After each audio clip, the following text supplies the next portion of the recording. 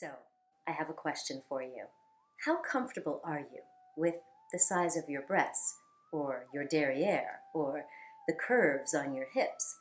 Do you believe that you are attractive just as you are all the time, enough to say, I woke up like this and I'm flawless? And if not, where did you learn about your beauty standards? I mean, certainly it starts at home, but we know that it quickly moves to the streets and mainstream media with TV, music, and magazines.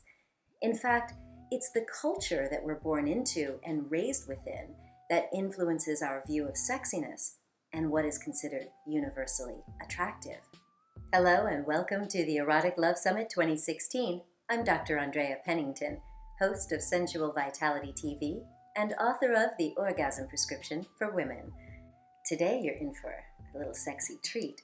We're going to talk about body confidence, body image in the media, like where do we get the standard of beauty from, and we're going to dive into the world of kink and erotica, as in erotic literature. In my book, The Orgasm Prescription for Women, we explore these themes because in my professional experience, when we're stuck in our heads and worried about whether we look good or how we're doing to please our partner or ashamed of our body or our scars or our past or just whatever, it blocks us. It holds us back and prevents us from actually enjoying our sexuality, certainly in the bedroom, but also in every area of our lives, from the bedroom to the boardroom to how we parent and how we socialize. So now is a beautiful time to dive into the origin of body shame in our culture, so that with this awareness, we can educate and empower ourselves and the women and young women who look up to us, so that, we can enjoy our bodies as sensual beings in our intimate relationships, but also so that we can feel whole and beautiful and valued just as we are, no matter where we are. With me to discuss issues of body image in the media and also to speak on some erotic literature, is Feminista Jones, author, social worker, and activist. Feminista has penned her first erotic novel called Push the Button. Let's start off with this post because it was just very recent on medium.com. You started off by saying, I'm fat. Yeah. We broke it down that you started gaining weight after some sort of issues in childhood, like many of us do.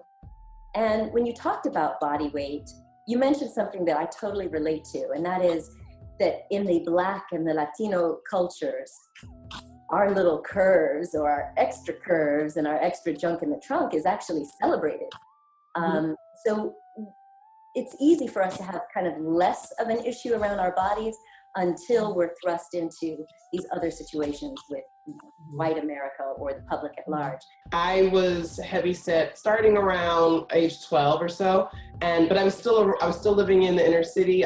Most of my friends were Black and Latino, and there's always been that kind of celebration of curves and thicker women, as they would call it. And you would see it in the videos, you would hear it in the music, and it was one of those things that people seem to love.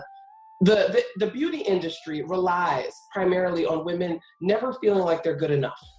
Because if we ever really get to a place where we feel like we're good enough and we're fine, we won't be going out and buying half the products that we buy. I mean, many of us, we just like makeup, we like the clothes, but for I think the majority of women, there's still that I want to look my best, and the commercials we see and everything, they're like, that pesky wrinkle, or trim that fat so you can feel great about yourself. And it's constantly telling women, you're not good enough the way you are.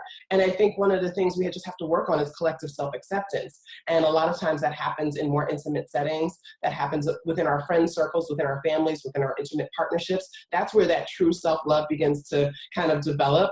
We're not going to get it necessarily from the media because they're really invested in making money.